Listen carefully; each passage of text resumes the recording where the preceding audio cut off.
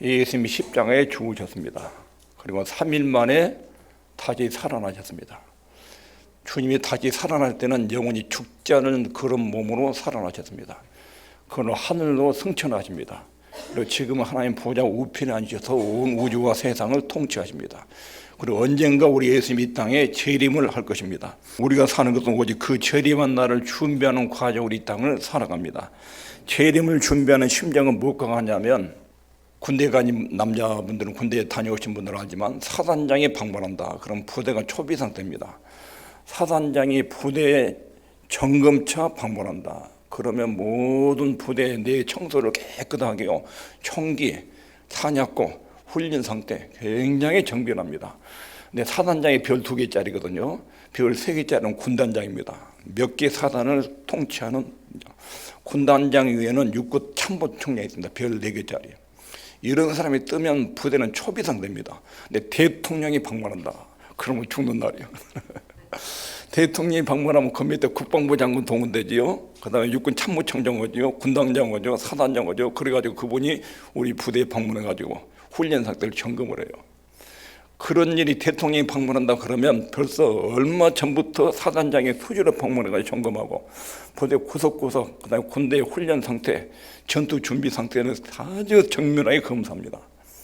예수님이 재림하신다 그러면 그 사람들이 살았던 인생 전체를 점검하는 날입니다. 인류 최고의 점검날.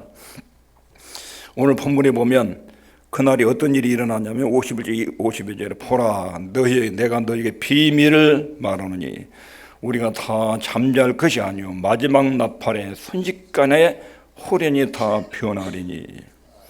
나팔 소리가 나매 죽은 자들이 썩지 아니할 것으로 다시 살고 우리도 변하리라. 나팔 소리.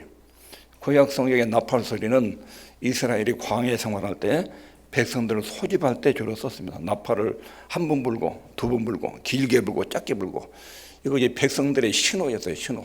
그러니까 여기서 말하는 그 나팔 소리는 나중에 주님이 재림할 때 어느 정도 큰 나팔 소리가 들릴지 모르지만 자기 백성들을 소집하는 명령, 그런 나팔 소리예요. 우주의 나팔 소리가 들리면서 그때 마지막 나팔에 순식간에 호련이 다 변화된다. 많은 사람들이 생각하기에는 인류가 무질서하게 흘러가는 것처럼 보입니다. 어떻게 보면 점점점 발전해 가는 것처럼 보이고, 어떻게 보면 인류가 점점점 퇴화되어 가는 것처럼 보이고, 기술 문명을 보면 엄청난 속도로 발전을 이루고, 그러나 사람의 도덕성이나 환경을 보면 엄청나게 부패하고 발전한 것처럼 보이는데 부패하고. 그런데 마지막 나팔 소리가 들리면 계시록에 보면 어린 양의 혼인 잔치가 열린다. 성경에서 어린 양, 예수님에 대한 호칭이 어린 양으로 표현될 때는 출애굽기의 어린 양으로 연상하신다며요. 출애굽의 핵심이 유월절 때 어린 양을 잡고 그 피를 문설주에 바르지요. 그날 죽음의 천사가 지나가는데 그 피가 발라진 집은 지나가고 통과하고 그 피가 안 발라진 집은 들어가서 장자, 초태생, 짐승과 사람이 다 죽었어요. 어린 양은 우리 죄를 위해서 십자가에 죽으신 예수 그리스도의 사역을 강조할 때 예수님 모습을 어린 양으로 표현해요. 그런데 천지 만물을 창조하신 주님의 호칭을 어린 양, 이 말은 십자가의 속죄사역의 효력을 강조하는 말이에요. 그게 예수님께서 자기 몸과 피를 십자가에 죽이셔서 살려낸 자기 아들, 딸들, 이 사람들을 다 소집해가지고 결혼식 잔치, 인간의 기쁜 잔치 중에 최고 기쁜 잔치가 혼인잔치입니다. 예수님이 신랑 되시고 우리가 그 백성들이 신부된 이 언장의 혼인잔치가 열리는데 언제 열리느냐? 예수님이 재림 직후에 열립니다. 그리고 신랑과 신부는 누구냐? 신랑은 예수님, 신부는 그 예수를 믿는 하나님의 아들, 딸들, 하나님의 백성들, 이 사람들 신랑과 신부로 혼인잔치가 열리는데 하객은 온 우주 그리고 모든 천사 전체가 동원됩니다. 하나님께서는 이 엄청난 순간을 은밀하게 준비하지 않습니다. 대대적으로 온 우주에 있는 우주를 전부 초대하고, 그리고 하나님 만드신 천사들이 전체로 동원되고, 그리고 이 지상에서 자기 믿음대로 살았던 아들, 딸들, 예수님 십자가 표로 구원한 이 사람들을 하나하나 이름을 불러서 혼인잔치에 참여시키고 잔치를 벌입니다. 그때 어떤 일이 일어나는가? 그때는 이 세상의 죄가 완전히 없어집니다. 모든 죄인들은 한쪽으로 몰아서 구속에서 결박된 채로 대기합니다. 그리고 지옥 처벌을 받습니다. 그리고 심판받기 위해서 다른 곳에 결박될 것입니다. 그리고 우리 안에 있는 살아남은 우리 안에 있는 모든 죄성들은 그때 완전히 제거됩니다. 죄인도 제거되고 사람들 속에 있는 죄성도 제거되고, 이때가 예수님이 재림할 때 그런 일이 있습니다. 그리고 하나님의 아들, 딸들은 온 우주의 천사들의 축복 가운데 영원한 영광의 상태로 인도를 받습니다. 이건 성경이 분명하게 약속하고 있는 내용입니다. 온 세상의 왕이신 예수님께서 부활하신 모습 그대로 다시 오신다고 사도행전 1장에 약속합니다. 가로되 갈릴리 사람들아 어찌하여 서서 하늘을 쳐다보느냐. 너희 가운데서 하늘로 올리우신 이 예수는 하늘로 가심을 본 그대로 오시리라. 승천할 때 올라갔던 그 모습 그대로 다시 오신다. 그렇게 약속했습니다.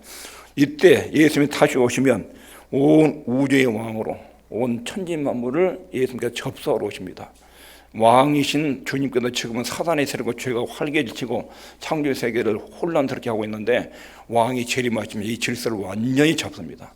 모든 죄를 한쪽 구석으로 몰아붙이고, 그리고 이 모든 세상을 접수하러 오십니다. 그분이 오신 줄 모르고 아무 준비 없이 산 사람은 그날이 망하는 날입니다. 예수님의 재림을 염두하지 않고 자기 육신의 욕망대로 산 사람은 예수님의 재림하는 날 완전히 망하는 날입니다. 준비가 된 사람은 예수님을 당당히 영접해서 혼인잔치에, 천국잔치에 참여하게 될 것입니다. 이 세상은 나팔 소리와 함께 모든 것은 동작 그만, 그대로 딱 서도 그 순간 생활이 서럽습니다. 결혼식 중지됩니다. 모든 재판권 중지, 그리고 모든 세상의 일은 주님의 재판 아래로 딱 귀속됩니다. 동작 그만. 더 이상 하나님을 위한 충성, 죄, 이것도 더 이상 지을 수 없는 동작 그만 딱 서럽습니다. 그리고 그 상태에서 하나님 평가를 받습니다. 모든 것이 주님의 심판 아래 들어가야 되고, 준비되지 않은 사람은 비틀거리고 비명을 지르고 소리 지르고 허둥대고 난리가 납니다. 그날은 아주 엄청난 비명 소리들이 들리게 됩니다. 예수님이 재림하시면 모든 악의 세력이 무장 해제당합니다. 어떤 사람도 예수님 재림할 때 악의 세력이 총 결집해서 주님과 한바탕 전쟁을 치른다. 근데 악의 세력은 주님께 대항할 수 있는 세력이 못 됩니다. 그런 힘이 없습니다. 악의 세력은 심판의 연장이신 예수님께 대항할 수 없습니다. 그러므로 우리가 평소에 어떻게 살아야 되느냐. 내 삶의 주변 정리를 잘해야 됩니다. 내 주변의 죄의 세력들을, 나쁜 습관들을, 나쁜 친구들, 이런 것들 잘 정리정돈하고 신변을 깨끗하게 정리하고 살아야 됩니다. 예수님이 재림하신 때 술 취한 죄로 주님을 만날 수 없습니다. 음행과 도박과 죄 짓는 상태로 주님을 만날 수 없는 것입니다. 예수님의 재림 시기가 늦춰지는 이유는 더 완전히 준비를 잘하라고 재림을 자꾸 말하면서 시기를 점점점 늦추고 계십니다. 주님은 우리가 더 완전해지기를 기다리십니다. 이 세상에 일어나는 난리와 난동들과 악한 소문들, 이런 것들은 수시로 우리를 연단하고 다듬는 기회가 되도록 만드십니다. 세상에 뜻을 두고 사는 우리에게 정신 차리게 하는 경고음들이 세상의 난리와 혼동들입니다. 세상에서 충격적인 사건이 일어날 때마다 하나님이 세상의 마음을 두고 거기에 소망을 두고 있는 사람 마음을 정리정돈해라, 이런 경고음으로 잘 알아듣고 자신을 잘 정비해야 될 것입니다. 시간적으로 예수님의 재림이 역사 끝에 이루어집니다. 그러나 우리는 예수님의 재림을 눈앞에다 갖다 놓고 우리 주님의 심판 앞에 내가 선다, 그리고 오늘을 살아야 됩니다. 시간적으로는 저 끝에 이루어지지만 믿음이 살아있는 사람은 언제나 예수님의 재림 오늘 내가 주님 앞에 선다, 이런 마음을 가지고 하루하루를 그런 태도로 살아야 됩니다. 혼인잔치가 이루어지면 혼인잔치의 모습이 어떻게 이루어지는지, 우리에게 중요한 것은 어떤 상태에서 이 어린 양이 혼인잔치에 참가되느냐. 주님이 재림하시고 공중에서 혼인잔치가 이루어지고 우리 주님과 자기 백성들이 모여서 만나는 기쁨, 하늘나라의 영광에 들어온 기쁨을 어마어마한 잔치가 이루어지는데, 그 자체는 어떤 상태에서 우리가 맞이하게 되는가 하는 것입니다. 우리 몸이 변화된 상태에서 그 영광의 잔치에 참여하게 됩니다. 주님이 재림할 때 우리가 어떤 모습으로 그 문 앞에 서게 되는지, 첫 번째는 죽은 성도들은 다 살아납니다. 여기 있겠습니다. 시작. 나팔 소리가 나매 죽은 자들이 썩지 아니할 것으로 다시 살고 우리도 변화하리라. 죽은 성도들이 모두 살아납니다. 그런데 죽었을 때의 모습으로 살아나는 것이 아니라 두 번 다시 죽지 않을 몸으로 살아납니다. 그런데 이때는 살아난 몸은 죄를 짓지 않을 몸으로, 죽음이 없는 그런 몸으로 다시 살아납니다. 여기도 있겠습니다. 시작. 이 썩을 것이 불감을 썩지 아니할 것을 입겠고 이 죽을 것이 죽지 아니함을 입으리로다. 썩을 것은 지금 우리 육체를 말합니다. 육체가 죽어도 썩어서 또는 화장터에서 없어지지만 다시 살아날 때는 두 번 다시 죽지 않고 썩지 않을 그런 모형으로 살아난다. 그런 육체로 살아난다는 것입니다. 그리고 데살로니가전서 4장 16절에 보면 주께도 호령과 천사장의 소리와 하나의 나팔로 치니 하늘로 솟아 강림하시니 그리스도 안에서 죽은 자들이 먼저 일어나고, 예수님이 재림하시면 부활의 순서가 있죠. 먼저 죽은 자들, 지금 천국에 가 있는 사람들, 그 사람들에게 육체가 없어요. 영혼만 가 있습니다. 인간은 육체와 영혼이 결합돼야 온전한 인격체예요.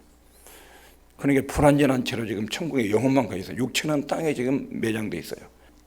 육체는 죽고 영만 있는데 그 영혼이 먼저, 죽어 있는 사람이 먼저 살아납니다. 그리고 예수님이 재림할 때 살아있는 사람이 두 번째로 부활 몸으로, 이 몸으로는 천상 천국을 받을 수 없으니까, 적응할 수 없으니까 이 몸이 예수님의 부활처럼 바뀝니다. 변화가 일어납니다. 이것을 지금 말하고 있는 것입니다. 이 썩을 것이 불감을 썩지 않을 것을 입겠고 죽을 것이 죽지 아니함을 입는다. 우리 몸이 지금 이 육체 상태로는 천국을 상속받을 수 없으니까 우리 몸이 변화된 채로 죽은 다음에 천국에 살 수 있는 그런 영처럼 바뀌는 것입니다. 그리고 데살로니가 전서 4장 17절에 보면 그 후에 우리 살아남은 자도 저희와 함께 구름 속으로 끌려 올려 공중에서 주를 영접하게 하시리니 그리하여 우리가 항상 주와 함께 있으리라. 예수님을 맞이하는 장소가 어디라고요? 공중. 그러니까 예수님 오시면 지상에 있는 성도들이 쫙 하늘로 올라간다는 거예요. 하늘로 쫙 올라가서 공중에서 주를 맞이한다는 것입니다. 예수님이 재림하시면 순식간에 하늘로 불려 올라갑니다. 성경 말씀은 예수님이 재림하신 그날 모든 성도들은 호련히 변화해서 이전에 경험하지 못했고 생각하지 못했던 완전하고 새로운 완성된 삶, 인간으로서 최고의 수준의 삶, 예수님이 부활했던 그런 영광스러운 삶에 돌입하게 됩니다. 그때 우리의 구원이 비로소 완성이 됩니다. 우리의 구원의 단계는 세 단계로 나누죠. 예수 믿으면 구원받는다. 기본 구원이에요. 구원이 이것으로 끝나는 것입니다. 예수 믿으면 죄 용서 받습니다. 그리고 구원받습니다. 그 다음에는 하나님의 아들, 딸로 변화 과정을 거칩니다. 성장 과정을 거칩니다. 영적으로 출생하면 꾸준하게 성장 과정을 거칩니다. 영적인 출생은 순간적으로, 성장 과정은 지속적으로, 반복적으로.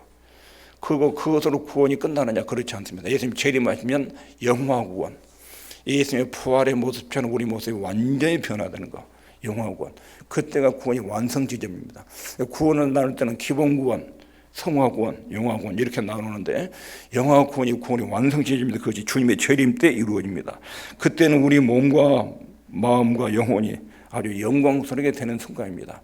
주님의 부활의 몸을 입고 두 번 다시 슬픔, 눈물, 죽음, 질병 이런 것이 두 번 다시 발생하지 않는 그런 몸으로 살아나게 됩니다. 그때 하나님께서 모든 천사와 표적물들 다 모은 가운데 우리를 환영하는 잔치를 열립니다. 그때 새로운 주의, 새로운 영광이 주어집니다. 그 다음에 혼인잔치의 모습, 두 번째 모습. 첫 번째 모습은 죽은 성도들이 모두 살아난다. 두 번째, 어떤 상태로 혼인잔치에 들어가느냐? 사망이 없어진다. 이 썩을 것이 썩지 아니하므리까. 썩을 것이 뭐라고요? 우리 육체. 육체가 썩지 않을 것으로 다시 살아난다. 죽을 것, 우리 육체는 죽지요. 근데 죽지 아니함을 입는다. 그때는 죽음, 사망이 완전히 제거된다. 사망은 너의 이기는 것이더냐? 사망은 너의 쏘는 것이더냐? 사망이 쏘는 것이라면 사망의 독침, 죽음의 세력에 여러분과 전 인생에는 독침이에요. 엄청난 고통과 비극을 가져옵니다. 그런데 사망은 너의 독침이 어디느냐? 사망의 독침은 죄, 죄의 권능은 율법이라. 이 말을 제가 설명하면, 인간에게 가장 큰 무서운 적은 죽음입니다. 죽음. 아무리 힘센 장사도 죽음 앞에서는 매고 못 칩니다. 아무리 살려고 몸부림쳐도 죽음에 붙들리면 거기에 죽음의 밥이 됩니다. 죽음은 육체와 영혼이 분리된 것입니다. 그런데 죽음의 세력의 인간을, 육체를 뺏어갔습니다. 하나님의 아담과 하와를 죽지 않은 몸으로 만드셨어요. 그런데 죄를 지면서 죽음이 들어왔어요. 근데 죽게 하는 것이 뭐라고요? 죄. 죄가 죽음을 가져왔다. 죄의 권능은 뭐예요? 율법. 하나님의 법을 어기면 죽음. 하나님 법을 어기면 죽음. 이것을 성공한 건 율법이에요. 인간은 죄 지었으니까 죽어야 된다. 죄 지었으니까 형벌을 받는다. 이게 하나님의 율법이에요. 그런데 죽음은 죄의 결과로 찾아왔어요. 그래서 그리스도의 예수님께서 십자가의 죄를 처리하시고 죽으셨어요. 부활하십니다. 근데 예수님이 다시 오시면 죽음에게 우리 육체가 뺏겼어요. 인간은 영혼과 육체가 결합되어 있어야 완전한 인간이에요. 근데 죽음이 와가지고 육체를 죽음의 세력에 뺏겨버렸어요. 죽음의 사람들이 육체를 수없이 잡아갔어요. 아담 때부터 지금까지 죽어가지고 사람의 육체들이 다 죽음의 세력에 밥이 돼가지고 죽음이 육체를 삼켰어요. 예수님이 부활하시면 이놈의 죽음이 육체를 다 토해내야 돼요. 그동안 삼켰던 육체가 다 이 죽음이 토해내요. 그래 전부 다 다시 살아나요. 회복이 돼요. 불신자도 예수 믿는 사람도 죽으면 다시 육체가 다시 영혼과 결합돼서 다 살아나요. 죽음이 지금 육체를 삼킨 상태예요.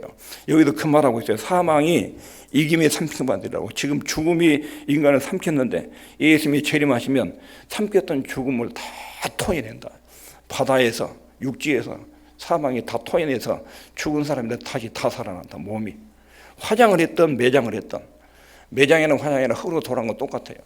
전부 다 토해낸다. 죽음이 사망이 전부 다 인간의 육체를 뺏어갔는데 예수님의 부활의 권세로 재림하시면 죽은 육체를 명령을 내리면 죽음이 다 토해내가지고 전 인류가 육체를 가진 모습으로 회복이 돼요. 살아나요. 육체와 영혼이 결합돼요.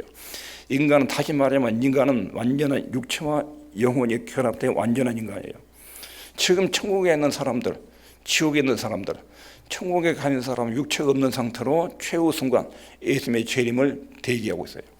지옥에 가 있는 사람도 예수님의 최후의 재림 때 심판을 대기 상태로 고통을 느끼고 있어요. 주님이 재림하시면 그때 인간은 다시 육체를 돌려받습니다.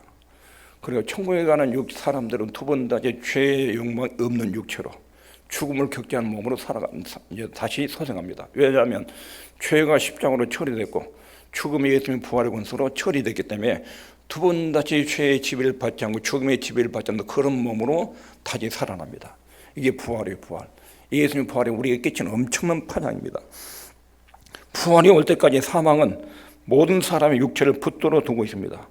죽은 성도들은 지금 육체가 없는 채로 영혼만 천국인데 그건 완전한 인격체가 아닙니다. 그리고 죄 가운데 죽은 자들 지옥에서 미결수 상태로 마지막 심판을 지금 대기 상태로 있습니다. 지옥의 고통을 느끼면서 대기하고 있는 거예요. 천국에서도 천국의 주님의 재림 때까지 지금 대기 상태에 있어요. 육체가 없는 채로. 예수님이 재림이 이루어져야 구원이 완성이 됩니다. 그리고 예수님 재림이 이루어지면 영광스 몸으로 다시 나타나서 어린 양이 혼인잔치에 참여하게 됩니다. 요한복음 5장 29절에 선한 일을 행한 자는 생명의 부활로 악한 일을 행한 자는 심판의 부활로 나오리라.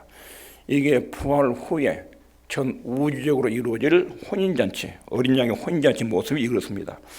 모든 성도들은 엄청난 영광스러운 모습으로 회복이 됩니다. 이 세상은 믿음의 정절을 지킨 사람은 이 혼인잔치에 참여합니다. 많은 선교자들은 거기에 포함됩니다. 그리고 끝까지 믿음으로 살았던 사람들, 이 사람도 그날 혼인잔치에 서게 될 것입니다. 그런데 그 중에 우리 주님이 이름을 하나만 부를 때 여러분 이름이 누구 불러가지고 이름을 천국의 백성으로 그때 그 이름이 혼명될 때 그 영광은 상상 없이 큰 것입니다. 그때 천사들 앞에서 온 우주 앞에서 그리고 성도들 앞에서 여러분 이름이 혼명이 돼가지고 딱 불러가지고 생명의 기록돼서 이름을 호명할 때 부르면 그 영광을 여러분 느끼시겠습니까? 그거를 보고 지상을 사는 거예요. 지가 이게 하나님 백성들의 도덕성이 그리 나오는 거예요. 주님이 심판 때 그때 내 이름을 부른다. 세상의 출생부터 죽음까지 행동력을 평가한다. 이것은 오늘 끄집어 가지고 오늘 하루 살아가는데 이 신앙으로 사는 것이 믿는 사람이에요. 예수 믿는 사람. 여기 예수 믿는 사람의 도덕성이 나오는 것입니다. 많은 사람들은 죽음을 끝이라고 생각합니다. 그래서 감히 죽음 후에 있을 새로운 세계를 믿지 못합니다. 그러나 예수님이 오시면 죽을 몸이 다시 살아납니다. 인간은 일단 인간은 태어나면 그 영혼을 가지고 있고 그 영혼은 영생합니다. 영혼이 죽지 않습니다. 지옥에서 영혼이 살든지 천국의 영혼이 살든지 인간으로 태어나면 죽음으로 소멸되지 않습니다. 영혼이 삽니다. 오늘 본문 15장 55절에 사망아 너의 이기는 것이 어디느냐, 사망아 너의 쏘는 것이 어디느냐. 비로소 주님의 재림 때 죽음이 완전하게 정복이 됩니다. 사망은 잠시 동안 우리 육체를 맡았습니다. 아니, 주님이 재림하면 육체를 다 토해내야 됩니다. 영원히 우리를 가두지 못합니다. 육체를 다시 내어줄 때는 지금 육체가 아닙니다. 예수님이 다시 살릴 때 그 육체는 두 번 다시 죽지 않은 몸, 그리고 죄를 완벽하게 거절하는 몸. 지금 우리 육체를 가지고 있는 것이 문제죠. 육체에서 죄의 욕망이 수없이 일어나죠. 육체에서. 영혼 문제가 아니라 육체에서 죄의 욕망이 수없이 일어나는데, 그때 부활할 때 육체가 주님 몸으로 변화될 때는 다시는 죄의 욕망에 작용되지 않는 그런 몸으로, 그러니까 죄의 욕망이 없으니까 죽음이 없어요. 그런 몸으로 다시 살아납니다. 완전히 새로운 육체, 이것을 받습니다. 이때 새로운 창조가 이루어집니다. 예수 믿고 성령이 우리 안에 있는 사람만 완전한 몸으로 지음받습니다. 성령이 마음속에 없는 사람, 이때 완전한 멸망의 날이 됩니다. 우리가 알아야 할 것은 사람은 죽음으로 끝나는 것이 아니다. 휴가 나왔다고 복귀하는 것처럼 그렇게 인간은 죽었다가 다시 복귀될 날이 있습니다. 죽음은 잠시 퇴역시키는 것입니다. 현역에서 물러났다가 다시 소환될 때가 있습니다. 주님이 오시면 모두 현역으로 복귀됩니다. 그때는 영광스러운 복귀입니다. 죽음의 성도를 절대 삼키지 못하고 이기지 못합니다. 우리는 다시 살아나고 약속된 영광의 축복을 받기 위해서 다시 살아나는 것입니다. 우리가 이 땅의 삶에서 취해야 될 자세, 여기 있겠습니다. 시작. 그러므로 내 사랑하는 형제들아, 경고하며 흔들리지 말며 항상 더욱 주의 일에 힘쓰는 자들이 되라. 이는 너희 소구가 주 안에도 헛되지 않은 줄을 알미니라. 어린 양의 혼인잔치가 기다리고 있다. 내 인생의 미래에 우리 주님과 만나는 엄청난 혼인잔치가 기다리고 있다. 이것을 믿고 있는 입장이라면 이런 주인공들은 어떻게 살아야 되느냐. 우리가 준비해야 될 것이 있습니다. 다른 사람이 준비할, 혼인 준비를 할 때는 부모가 준비하는 거, 친구가 준비한 거, 신랑과 신부가 준비한 거 전부 다 다르죠. 부모나 친구는 예비적인 거, 부수적인 거 준비해요. 진짜 필요한 것은 신랑과 신부가 해요. 그 혼인 준비에도 가장 중요한 것이 인격적 준비예요. 신랑의 역할, 아내의 역할, 아버지 역할, 엄마의 역할, 인격적으로 잘 준비해야 돼요. 이거 준비된 사람은 결혼하면 아주 행복해져요. 근데 준비가 안 된 사람, 인격적으로 준비가 안 된 사람이 결혼하면 결혼하자마자 속에 있는 것이 올라오면서 이것이 충돌이 일어나면서 굉장히 혼란스럽습니다. 마찬가지로 주님께서 재림할 때 혼인잔치잖아요. 어린 양의 혼인잔치. 그날 우리가 주님을 만나게 될 텐데 준비된 사람과 준비되지 않은 사람하고 만나는 형편이 완전히 다르죠. 어떻게 준비를 해야 되는가? 첫 번째 준비는, 가장 중요한 것은 내 삶 중심에 예수님을 모시고 살아야 돼요. 예수님을 영접할 뿐 아니라 매사에 주님과 함께 동행을 해야 돼요. 내 옆에 주님이 늘 계시고 내 안에 계시고 내게 일어난 일을 모두 주님과 상의를 해야 돼요. 주님, 오늘 이런 일이 있는데 어떻게 하는 것이 주님 기쁘게 하신 것입니까? 가르쳐 주십시오. 그리고 그렇게 살도록 힘을 주십시오. 주님과 함께 사는 사람은 재림할 때 주님을 만나면 생소하지 않아요. 평소에 내가 지상에 살 때 늘 주님을 얼굴 보고 물어보고 같이 대화하고 그분을 다시 만나니까 생소하지 않아요. 근데 주님 중심으로 살지 않은 사람은 만나면 못 알아봐요. 땅에서 한 번도 만나본 적이 없어요. 대화를 나눠본 적이 없어요. 몰라. 그 사람은 천국까지 못해요. 예수님을 중심에 모시고 사는 것, 이것이 혼인에 준비하는 첫 번째 자세예요. 두 번째 자세는 뭐냐면, 주님을 진정으로 맞이할 준비는 이 몸을 잘 써야 돼요. 우리 육체를 가지고 지상에 몇 년 동안 살지요. 이 몸을 가지고 주님의 뜻을 위해서 써야 돼요. 하나님 말씀이 내 속에 들어와서 내 인격과 생각과 행동을 유발시키면 그것이 하나님의 일이에요. 내 생각에 내 몸과 마음과 의지를 가지고 내 육체를 동원하면 이것은 육체의 일이에요. 하나님과 상관이 없어요. 사람의 몸의 행동과 언어와 인격은 육신의 생각이 지배할 경우는 육신의 행동이 나오고, 영의 생각이 지배할 때는 영적인 행동이 나와요. 성령께서 말씀을 내게 감동시키면 그 말씀을 내가 복종하면 그것이 하나님의 일이에요. 그게 하나님의 영광을 나타내는 거예요. 그러나 하나님 뜻과 무관하게 내 욕망을 따라서 움직이고 내 명예와 개인적인 욕망을 따라서 움직이면 그것은 육체의 일, 하나님을 대적하는 일이 돼요. 그러므로 우리의 마음속에 주의 말씀이 성령의 감동을 따라 내 몸이 그분의 말씀에 통제를 받고 움직이도록 그렇게 사는 것이 재림을 준비하는 거예요. 대표적인 것이 내 몸을 잘 써서 이웃을 잘 섬기는 거예요. 예수 믿게 하고 더 잘 믿게 하고, 이게 섬기는 거잖아요. 이것을 목표로 사람을 대하는 거예요. 내 행동에 상대방을 대할 때 어떻게 저 사람 예수 믿게 할 것인가, 예수를 더 잘 믿도록 도와줄 건가, 이 두 가지 목적으로 행동하면 이것이 몸을 제대로 쓰는 거예요. 이렇게 사는 것이 주님을 잘 준비하는 것입니다. 우리 몸을 잘 쓸수록 나중에 더 영광스러워집니다. 우리의 소구가 절대로 헛되지 않는다. 너희 소구가 헛되지 않은 줄 압니다. 이것을 잘 감당해야 됩니다. 고린도 교회 성도들은 육체의 부활을 믿지 않았습니다. 죽으면 끝나지 무슨 육체가 다시 살아나냐. 사도 바울이 뭔 소리냐. 거짓 교사들 그렇게 가르쳐놨어요. 사도 바울이 지금 고린도전서 15장에서 예수 믿는 사람은 육체로 부활한다. 우리 주님이 육체로 부활했지 않느냐. 나도 부활한 주님을 목격했다. 예수님이 승천할 때 500명이 목격했다. 그중에 절반이나 살아있다. 물어봐라. 예수님 육체로 살아났는지 안 살아났는지 물어봐라. 확인해봐라. 그리고 예수님 육체로 살아났다면 우리도 똑같이 육체로 살아난다. 부활이. 이렇게 설명하면서 흔들리 말아라. 형제들아 흔들리 말아라. 부활이 없다고 말하는 이 사람들의 이 정신없는 소리에 흔들리 말아라. 믿음을 잘 지켜라. 그리고 부활 후에 하나님 심판이 있으니까 주의 일에 힘써라. 절대로 헛수고가 아니다. 하나님 뜻대로 헌신한 일에 대해서는 낱낱이 평가를 받는다. 너희들이 주님 안에서 주님을 섬기는 모든 행동은 절대로 헛되지 않다. 예수님을 중심으로 살고 너희 몸을 그분의 영광을 위해 살아라는 것입니다. 그리고 죽음을 흠모하고 사모하면 안 됩니다. 나 빨리 천국 갔으면 좋겠다. 천국을 사모하는 마음에도 그런 마음이 이해가 되지만 하나님이 살게 할 동안 열심히 살아야 돼요. 열심히. 특별히 연세 드신 분 너는 빨리 죽었으면 좋겠어라고 그러지 말고 살게 하시는 동안 하나님 기쁘게 할 수 있는 일을 열심히 잘 하셔야 돼요. 나 빨리 죽고 싶다, 천국 가고 싶다 그 말을 하지 말고 살게 하실 동안 열심히 살아야 돼요. 내 행동에 예수 믿게 하고 더 잘 믿게 하고 어떻게 이 땅에서 주님을 통해 영화롭게 할 것인지 여기에 초점을 두고 살아있는 동안 말 한마디라도 누구를 위해서 기도를 하더라도 하나님 기쁘게 하는 열매를 맺는 기회 이렇게 쓰라는 거예요. 이렇게. 자, 여기까지 말씀을 정리하면 전 인류는 죽음 후에 부활했습니다. 믿는 사람, 믿지 않는 사람 전부 다 부활합니다. 생명의 부활, 천국 가는 부활, 지옥 가는 부활, 육체와 영혼이 결합됩니다. 부활 직후에 성도들에게는 어린 양의 혼인잔치가 먼저 열립니다. 부활 직후에 공중에서 어린 양의 혼인잔치가 열리는데 혼인잔치의 모습에 대해 설명하기를 죄가 완전히 제거된다.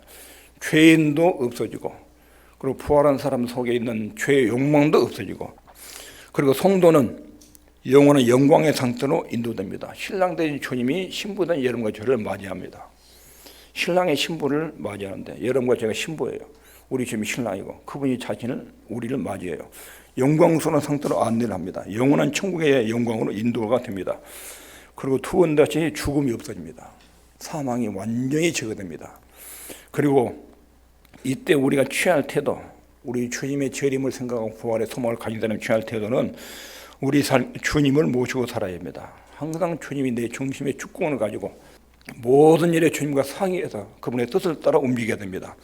그리고 우리 몸을 주님의 뜻대로 써야 됩니다. 내 몸이 살아있는 동안 아무리 병들고 노인이어도 집에 있어도 기도할 수 있지요. 하나님 일을 할 수 있어요. 기도로. 그리고 사람 만나면 말을 하잖아요. 말로 주의 일을 할 수 있어요. 하나님이 그 일을 다 끝날 때까지는 안 들어갑니다. 말로 기도로 일할 수 있을 때까지 계속 살려냅니다. 죽음을 사모하지 말고 살아있는 동안 이렇게 내 몸을 주님의 뜻대로 내 혀를, 입술을, 몸을 하나님 뜻대로 잘 쓰다가 영광도 주님을 만나는 저와 여러분 되시기를 바랍니다. 기도하겠습니다.